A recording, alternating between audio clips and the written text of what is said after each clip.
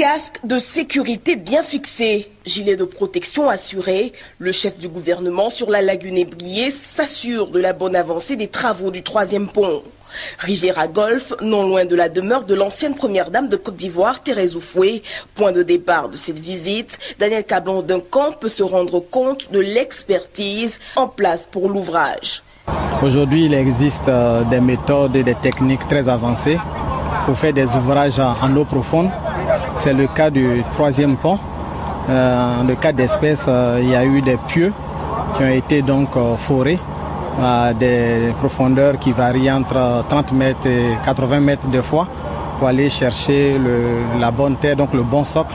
Et c'est à partir de là donc que ces pieux ont été fabriqués et posés. Aux côtés du ministre des Infrastructures, Patrick Hachi, le chef du gouvernement, Amar Kogi, s'est dit ravi de la beauté de l'œuvre. Il s'agit, comme vous voyez, d'un très bel ouvrage et avec une technicité donc de pointe.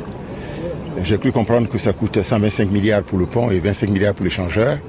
Et nos amis donc, nous ont confirmé tout à l'heure que c'est le plus grand échangeur de toute l'Afrique, y compris même l'Afrique du Sud.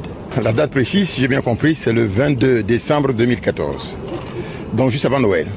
Chacun va avoir son cadeau de Noël sur Abidjan avec ce bel ouvrage, livraison simultanée à la fois du pont et de l'échangeur. Daniel Cablon-Duncan a pour finir annoncé que le chef de l'État, Alassane Ouattara, devrait très bientôt visiter le chantier.